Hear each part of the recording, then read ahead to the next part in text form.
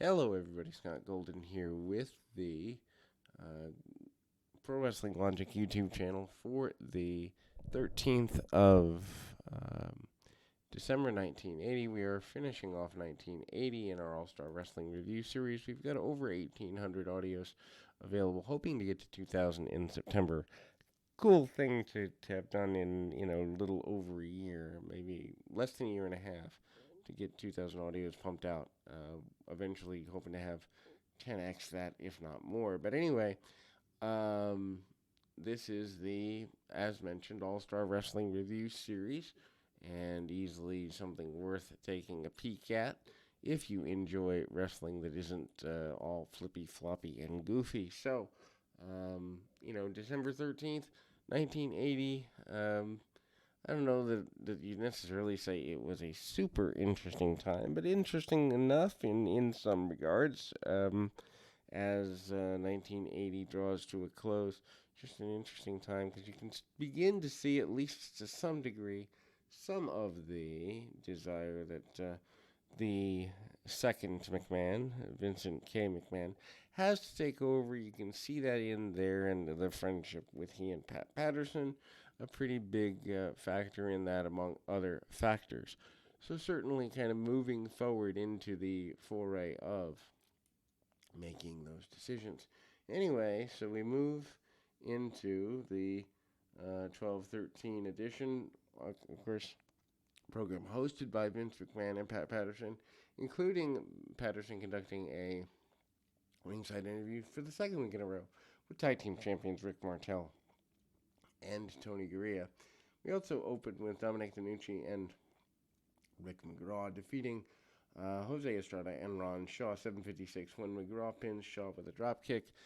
Interesting to give DeNucci a rub here, or actually give McGraw a rub here, teaming in with DeNucci, a former tag team champion. Extra value there, as DeNucci had been around, and of course, we've covered in great detail his tag team title run with Dino Bravo at the time.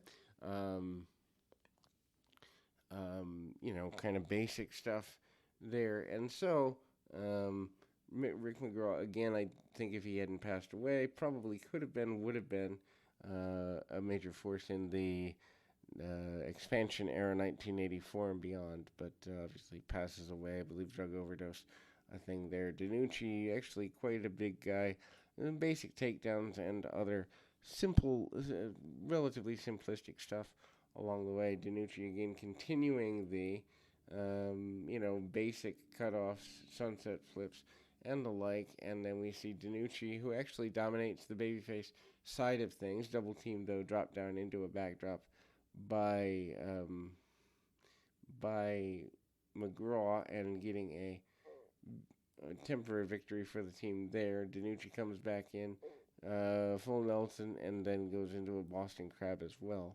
DeNucci, the type of guy who does get some notoriety for submissions, depending on where he is in his career. Also, having read his obituary, learning a lot about his nature of coming from Italy and doing a lot of touring, especially in Australia in the 60s, 70s, and that sort of deal there. Anyway, hard shots by the heels. They cut off on Rick McGraw. Obviously, McGraw having less experience than DeNucci. DeNucci also doing a double stomp into the midsection and kind of hanging on, almost getting nearly 12 minutes, maybe 10 to 12 minutes out of the match there. But DeNucci giving a certain rub just by being in there with McGraw for that kind of a showcase match. Then we go to second match on the card, Baron Mikel Cicluna, and believe, which, by the way, this is another tag match. Baron Mikel Cicluna, or not a tag match, pinning Steve King with a backbreaker. Cicluna coming back here once again. I thought tag match only because at a point there was times when Cicluna did end up teaming with King in some, I guess you'd say, fill-in tag matches. Punch kick by Cicluna. Cicluna, of course, been around since the 1950s. he always kind of stops in, stops out, and even hear him referred to in the 80s expansion era. Him getting a backbreaker victory isn't terribly shocking at the time, but certainly worth kind of taking a peek at from the uh, differential perspective there. And again, you kind of see a run, and um, it's a bit of, I don't know if I'd say more balanced, but it's certainly there, and an interesting run to say the very least. Kind of moving forward from that perspective, and as we continue, and of course, him winning with the backbreaker should not surprise virtually any fans, but still, the fact that Scicluna, who, arm locks, arm bars, hard shots, forearms, and the like, and eventually the win with the backbreaker gets him where he wants to be. Again, hype around the Samoans doing battle with the tag team champions of Garea and Martel is the main focus of their interview. Martel still awkward as a spokesperson. I actually find him to be more comfortable in the tag team championship role here in 80-81 time frame than I did when he was speaking in 87 or so, both with Zinc and with Santana, 87-88 time frame. He does come into his own as the model Rick Martel eventually. But the return of Ken Patera is also here. Obviously, Ken Patera, managed by the Grand Wizard, and Patera, again, a guy who, as a former Intercontinental Champion, automatically has cachet on the program, even if he's not as influential as he used to be in the previous area. But, it's there, and Ken Patera battling with, just kind of battling with where he belongs and all of that on the program. At times, though, during that Intercontinental title run, I wouldn't say he's a full oversight, but I think there are times that he got pushed to the side or sidestepped a little bit.